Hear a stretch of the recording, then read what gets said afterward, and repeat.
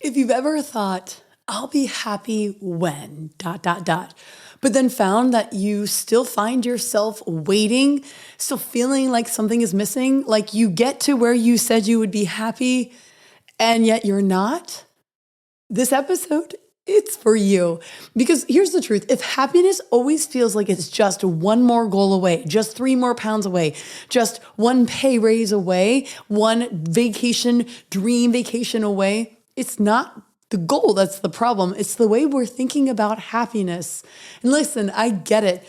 Maybe on paper, your life looks great. You've hit milestones, you check the boxes. But here's the real question. Why aren't you happier? Why does it feel like no matter how much you achieve, it's never enough? And let's be real. Why do we even feel guilty for wanting more when we already have a pretty good life? Listen, if any of this is resonating today on the Confidence Podcast, we are talking about the confidence and happiness connection that no one's really talking about, and why success and external wins don't automatically equal joy. And we're going to highlight as well some of the hidden confidence killers that are keeping you from your happiness milestones. And I'm going to give you a 3-minute daily shift that can change everything. So if you're ready to stop chasing happiness and start feeling happy right now, buckle up. I have a great episode for you ahead. Hey there, I'm Trish Blackwell, and you're listening to the Confidence Podcast, your go-to weekly podcast that will boost your confidence, increase your happiness, and help you show up fully as your best self so that you make an impact in this world that you were created to make. And in today's episode, we are talking, this is episode 641, I'll be happy when... Wait, but why am I not still happy? Now, we all do it. We say, I'll be happy when I lose the weight, when I hit 6 figures, when I find the right person, when I finally get pregnant, when I get that promotion. But then the moment arrives and then we feel joy in the moment, but it doesn't last long. And I want to unpack that. If we really break it down, we are in this pursuit, this beautiful pursuit of happiness, yet it feels so evasive to so many people. And we get stuck in this next goal trap that I'm going to give you the keys to get out of with today's episode. And in this episode, you're going to learn why achieving more won't automatically make you happier, how this next goal mindset is actually stealing your confidence. I'm going to give you the 3-minute daily shift to start feeling more fulfilled now. And we're also going to talk a little bit on the must be nice comparison trap, because some of what's stealing your happiness is your distraction by looking at what other people are doing in their lives rather than living your own. So let's dive in. I want to be transparent with you. I am wired to be driven. I'm a driven person, always chasing that next goal. And I have had to learn over the years how to give myself permission to experience happiness in the journey. Now, I knew all the adages. Just like you, I know, it's not the destination, it's the journey. And that's really cute, but harder to live out. Until I realized that literally everything I pursued, everything I achieved, every accomplishment that I ticked off, I felt the high. And then I immediately went back down into the normal life, the normal, okay, it's not enough. And I'm so passionate about this topic because I want to help you break free of that trap of feeling like it's not enough. And then you at the same time feeling guilty because on paper you have an incredible life and you know you should be more grateful, and then you feel guilty about not being happy with what you have, and then you feel there's something wrong with you because you can't access happiness, that you quote unquote should be happy, but then you also want more because you are driven and you know that life is big and there's so much available to you, but we don't know, we feel bad for wanting more when we can't even appreciate what we got. Okay, so you are not alone. I have been coaching in this field, for over 12 years. And I've worked with hundreds, if not thousands of people on this concept. And I think often when we're experiencing these internal mini confidence crises, we feel alone. We feel like something's wrong with us. And if there's one takeaway I want for you today, that you are not alone. You're not the only one who struggles in this comparison trap. This, how do I I want to enjoy my life and I want to be driven, but I can't enjoy it while I'm going for goals. I want to help you enjoy the journey. So we got to make a couple shifts. The first shift that we have to make is we have to escape the next goal. If I just do this, then I'll be happy. If my marriage just improves, then I can be happy. If I just lose the last 5 pounds, then I can be happy. If I just break this self-sabotage behavior, then I can be happy. If I just get that next job, if I just get into that school, if I just can get my savings up to this or my net worth to this, then I'll be happy. And look, if we're putting off happiness and we're attaching happiness to a circumstantial event or situation, or fact, you're chasing the wrong thing. Your circumstances do not make you happy. The achievements do not make you happy. It's the pursuit of them that brings joy. And so it is something to be said to ask yourself, what patterns have I created that are keeping me in this? Once I get there, then I'll be happy. Once I get this, then I would be happy. If I looked like her, then I would be happy. If I had those things going, then I would be happy. I want to challenge you to actually take ownership of your happiness. See, when I was stuck in these patterns, I was actually, without realizing it, engaging in victim mindset. I was like, well, I can't really be happy because I still have 5 pounds. I can't really be happy because my parents are fighting. I can't really be happy because the things in my life aren't going well. And my life changed when I took ownership, complete radical ownership of my own happiness. My happiness is my responsibility. Now, how do you do that? You tap into gratitude. You start finding, what is it that makes me happy? How do I access more joy in my life? What are habits? And I coach in my group coaching program, the College of Confidence. We talk about happiness habits. How do I sprinkle my life with happiness habits and integrate them into daily living versus waiting for this big thing that ends up being a little anticlimactic and empty and unfulfilling? And so one of the things that I have used that's been so pivotal, many of you have heard of this, if you have been following my podcast or if you're in any of my coaching programs, it's the 333 method. It's taking 3 minutes at night, every night to do this. These are 3 questions you ask yourself. What are 3 things I'm grateful for? What are 3 wins I had today? And what are 3 wins I'm going to have tomorrow? Now, why is this so effective? It's so effective because you're ending the day with gratitude. You're saying, wow, what a good day. Even simple statements like, today is a good day. I have a beautiful life. Tomorrow is going to be beautiful. It's a good day to have a good day. These seem so inconsequential and small. These statements are powerful. I am a happy, joyful person. Try that on. Even if you don't feel like you're that yet, start speaking it over yourself and you will find more happiness. Listen, I can tell you this from personal experience. Happiness attracts happiness. And if you want to be a happy person, you can simply decide to be. And now we have to start training the brain to see the good. We have to train the brain to celebrate mini wins, micro wins, a self-validating, self-encouraging voice, and a grateful, thankful voice, which is why gratitude is so critical. Now, I actually have a complete worksheet and a 10-minute training video on the 333 method. If you don't have it, it's 100% free. Go to trishblackwell.com/333 and you will get instant access to that. You just enter your email. I'll send it all to you. It's a great tool to really start training your brain for lasting joy. And the reason I made it 3 minutes is so that you have no excuse. I don't care how busy you are. Every one of us, if we were honest enough with ourselves and we took radical ownership of our time, we have 3 minutes. Now, the truth is, it's hard to make change in your life. That's why most people spend their lives scrolling on social media or watching TV and wishing they were living a big lives, wishing they had adventure, wishing they felt more fulfilled. It's always easier to sit and do nothing. I want to call you up and rise and remind you to rise up to the type of person that God created you to be, this huge capacity, and it will take effort. It takes harder. It's hard to think about what you want in life instead of scrolling on social media. It's hard to choose to journal for 3 minutes instead of letting Netflix roll over to the next thing, which is why I want to let you know, give yourself credit.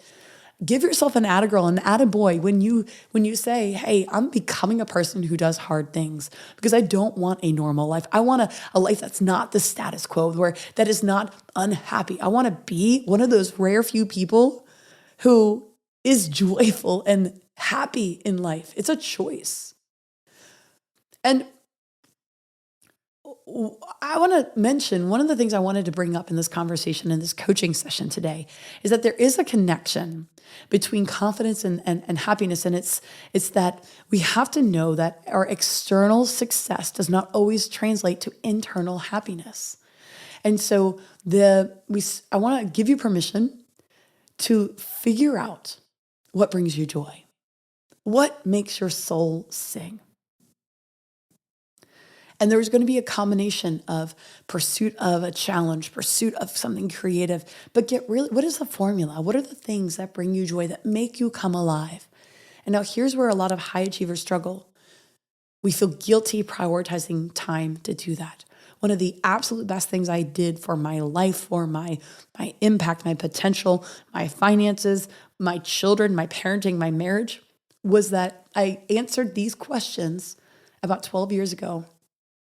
And I started prioritizing things that bring me joy. And if you follow me on Instagram, Trish_Blackwell, you'll see, especially in the winter, I'm doing that. Snowboarding, being on a mountain brings me such deep, incredible joy. Traveling, playing with words, speaking other languages. So I prioritize, and I used to struggle thinking, oh, those aren't productive. It doesn't make sense.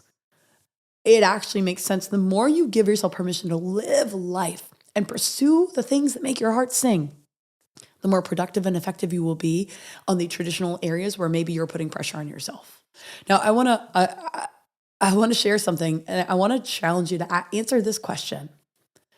What 5 choices have you made in your life that have changed your life? All of us have choice, and there's a lot of power in the power of choice.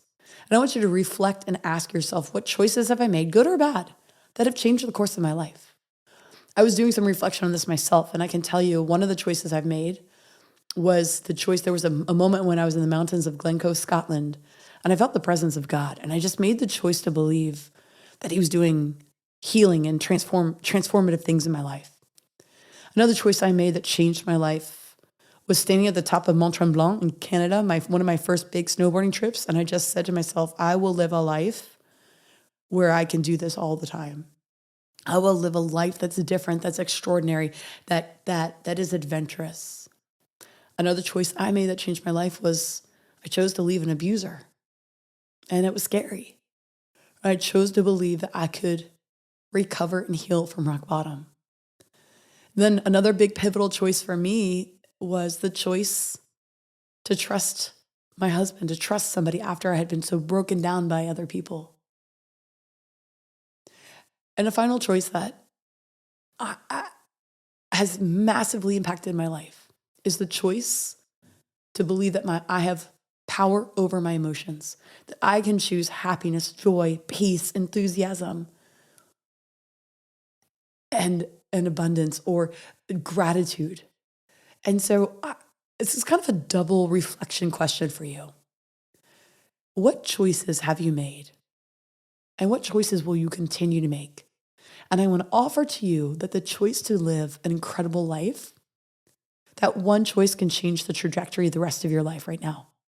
Or the choice to be a happy, positive person. The choice to have victory over anxiety and overthinking. The choice to live a life well lived, not just a life well worked. But also the choice to, I want to remind you too that we do have power over emotions. The choices that you make about what emotions you want to be your primary emotions in life will guide you to those. So for a minute, think about what are the top 5 emotions that you value. And it's not that you don't get to experience the full spectrum of human emotions. Like that's part of the human experience. So if you're like, well, I just want to feel good and joy and happiness, does not mean that you won't feel devastation, heartbreak, and deep, deep sadness. So you will feel the full range. That is what makes being a human so extraordinary. But when you prioritize and you identify your top 5 core emotions that you want to dominate in your life, you will find it's easier to tap into them, to practice them, to access them, to know what thoughts that you need to think that will access and open them up to you. Because I want to remind you that the thoughts that you think create the emotions that you feel. So for example, some of my primary core emotions are joy, enthusiasm, um, courage, boldness, lightheartedness. What are yours? What emotions do you, happiness and joy are really, are really powerful to me. In fact, I only have two tattoos. They're small, so you see one on my wrist here. It's a cross that says freedom. And I have one on my hip, and that's joie de vivre, the French word for joy of living. Joy is important to me. And I have it tattooed on me to remind myself it's a daily choice. My emotions are a choice. Now, there are emotions that are a byproduct of circumstances or thoughts, but it's still always a result of my thoughts. And so by choosing my primary emotions, I can create a life that's more joyful versus hoping that I could be happy one day, hoping that I'll believe in myself today, hoping I'll be confident. I can just choose that as a primary emotion, and you can too. And another thing I wanted to cover today is when you look at other people's lives, I think sometimes we throw away our own happiness by wondering if somebody has it better. And I want to remind you to keep in perspective that so much of what we see in other people's lives are filtered. There's so much that you don't know, so much of the full story that you don't know, that it's such a waste of effort, emotion, and comparison to even engage in wondering, are they better than you? Are they happier than you? Because ultimately you have to go, why does it matter? We instead of worrying about if somebody's doing better than you or further along than you or happier than you, why don't we just water our own grass? Build your own happiness. And so you have to know, like, what do I want for my life? What does bring me joy? And if you don't know, now is the adventure of exploration. You get to start exploring that. 15 years ago, I had no idea. And I just started trying new things. I learned what I liked, what I didn't like, what brings me joy, what kind of stresses me out. Same for you. You have to start dating yourself, essentially, learning how to be a friend and learning to be reflective and intuitive to what is it that brings me joy? What makes me come alive? Where do I feel most vibrant? What do I want for my life? You don't have to hope that you have a good life. We can decide right now today that you're going to have an extraordinary life. And when you decide that you're going to have an extraordinary life and you are living an extraordinary life already, that you are in the pursuit of that, we can start escaping I can be happy when this is done, when my kids are at the next age, when I figure out who I'm supposed to spend my life with. You know what? You keep pushing off happiness and attaching it to an external factor, you will never feel happy on the inside because you're always going to be codependent on an external thing, whether it's a person, a number in your bank account that is controlling your happiness, and you're putting yourself in a powerless spot. Codependency with something external for happiness is a dangerous recipe. I want you to be independently happy, that you are free from the external, and happiness is a choice on the inside, and that you can access it right now. And so I know that so many people, in fact, I've had people comment and say, well, it must be nice, like you get to travel, you get this. And look, what if you just gave yourself permission to go live whatever type of big life you wanted? And there's this myth that we go, oh, must be nice. Look at them. They're so rich. They're so this. They do this. Their kids are well behaved. Because we don't know what's going on behind the scene. And there's this myth that you have it all together. No one has it all together.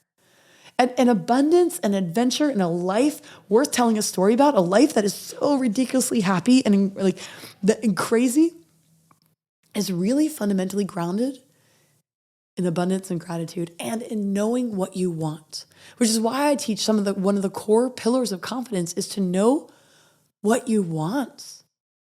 We got to get clarity on that. If you don't know what you want, then we're going to be hoping that it happens along life. So do the work and dig down and go, what do I want in life? What do I want in my marriage? What do I want in retirement? What do I want for my children? What do I want for my family legacy? What are my values? What impact do I want to make in the world? How do I want people to feel God's love when they're interacting with me? Who do I want to be in this world, and what do I want to experience and live? I think that I did a lot of this work about 15 years ago, and a lot of the byproduct is showing now. I planted all the seeds, I've been watering the seeds, and the flowers are growing. And I've had some people say, wow, like you were so lucky. And yes, I agree. I'm blessed. I'm favored. I'm lucky. But I also had clarity. I did the work 15 years ago, and I had the courage to believe that I could create something different with my life than I thought that I could originally. And I offer to you the same. I'm not special. I just got clarity on what I wanted and I committed to it. And that matters. And as a result, like for my daughter's birthday, we're going to Australia for 5 weeks in New Zealand and snowboarding in New Zealand. And I get to, but I prioritized adventure 15 years ago. And I've gone to work figuring out, how do I think bigger? How do I think more expansively? How do I take more risks? How do I tap into happiness so I'm not just chasing things, but that everywhere I go, there's this overflow of generous love, enthusiasm for life, and positivity. And then what do I need to do to continue to culture that and curate it and water it so that I keep showing up at a high level to be an impact and influence around those around me? So I got clarity in the same way you can too. And you start by asking yourselves this: what is it that I want? What does happiness look like right now? Do I have more? Is there more available to me than I thought? And what if truly anything is possible in my life? Where am I holding myself back? Where am I limiting myself? What would it look like if I just gave myself permission to be happy right now and to believe that the best is yet to come, that my choices matter, that I can choose happiness, that I can choose other core emotions, and that even if my life is not perfect, I can be happy. Even if my body weight is not perfect, I can tap into happiness. Even if my marriage is not perfect, I can still be happy and joyful. Even if my job is not perfect and I've got a bunch of toxic coworkers, happiness is still available. My happiness is not contingent on the external. It's a daily choice. It's a daily decision. It's daily joy. What if that's available to you right now? And it is. It is easier said than done. This is why we journal. If you don't yet have my journaling bundle, there's a link to it in the show notes. I teach you exactly how to journal, how to ask questions, how to reframe your thoughts, how to write positive affirmations. It's all there for you, a course that will walk you through, and it's super affordable. I think it's like $17. So you can get access to that. That is the number one habit. If you want to change your confidence, if you want to change your level of happiness, 5 minutes a day of journaling is the best thing you could do. I should be saying, come work with me and spend $10,000 to coach with me one-on-one for 6 months. I would rather you just journal. I mean, yes, I want to coach you if you're ready to go more in depth and you're committed to going, I'm turning my life around and I'm going to make the next 6 months or 12 months the absolute turning point in my life. Then yeah, go check out my coaching page. I have one one-on-one spot. But if I were to give everybody one thing, just start journaling. And that will give you the space to start thinking about, what is it that you want? What does happiness really mean? Maybe you're happier than you think. Maybe the people that you're pursuing and that you feel like you're chasing, like maybe you think that they're happy, maybe they're not. And if they're happy, that's good. But it doesn't take anything from your happiness. But maybe what they want isn't what you actually want. I had so much freedom and transformation in my happiness when I realized I was pursuing things because I thought I should, because I thought it was impressive. I was pursuing becoming the potential of becoming a professional athlete in the world of triathlon, because I thought, well, that would be impressive. And if I'm impressive, then I will be happy. People will like me. I will have sponsorships that will solve any money problems I have. And I thought that was the route until I realized I didn't want to do it. Like, I love the sport. I love sports. I love working out. It's the highlight of my day. But I was really starting to explore snowboarding, and I went, oh, if I do all this triathlon stuff, I have to give out this thing that makes my heart sing. Give yourself permission to think flexibly. Your route to happiness doesn't have to look the way everyone else's does, and a happy life doesn't mean a perfect life. Let's release this idea that things need to be perfect in order for you to be happy. And we do that by building ourselves up, by being able to reframe our thoughts, and by grounding ourselves in gratitude. And I want to remind you that this world is filled with people going through things. Life is hard. There are challenges, and it's unfair. And there's a lot going on in the world. There's war, there's injustices, there's political turmoil, there's financial struggles. And you have to ask yourself, how do I want to show up? Who do I want to be in this world? What if there are others waiting for me to be an encourager, for me to be positive, for me to be a little ray of sunshine where I go? I want to offer to you that you investing in your happiness is not a selfish endeavor. It's actually a beautiful gift of generosity to those around you because you give others permission to be happy. You give others joy, love, acceptance, hope, perspective. I heard not recently, a while ago, that that children, the only thing they want their parents is to be happy. You raise happy kids by being a happy version of yourself, demonstrating what it looks like to be happy and to show people that it's available.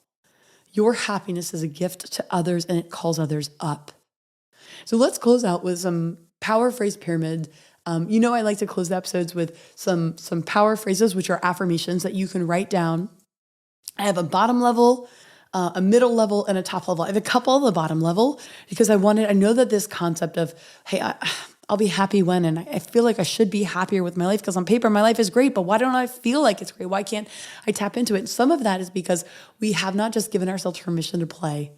Give yourself permission to enjoy your life. That sounds so obvious, but I've actually had to do this in my journals. If you went back years ago, there were affirmations that said, it's okay for me to enjoy my life. I have permission to play. I can take a full day off. I value rest. Life is worth living. And the more I enjoy it, the more alive I will be. Because I was so focused and productive and working and wanted to prove myself. It was very hard.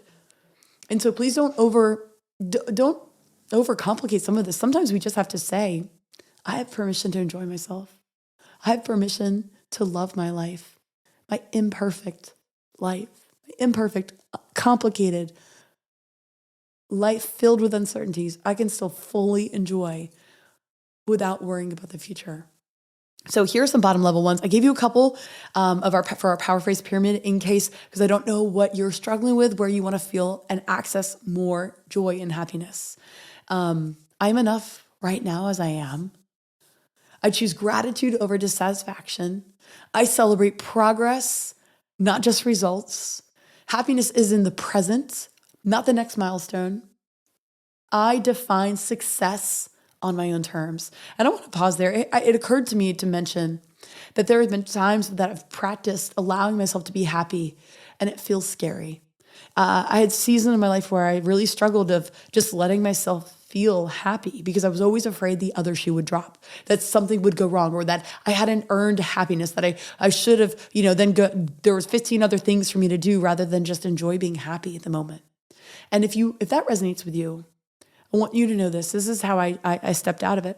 I told myself, this is me practicing happiness. This is what happiness feels like. I have permission right now to feel happy and to absolutely delight in it, enjoy it, and savor it. Sometimes on our snowboarding weekends, after a long day and it's been out, so great family day, adventure, fun, hilarious, all those great things, I, as an entrepreneur, sometimes think, oh, okay, Trish, well, everyone's settled down. Okay, we got out of the hot tub. We're going to watch a family movie. You know what you should do? You should probably work for an hour. And I have to then reframe and say, no, right now I'm just going to savor the happiness of connection with these humans that I love after a perfect, beautiful day outside, a hot tub as a family together.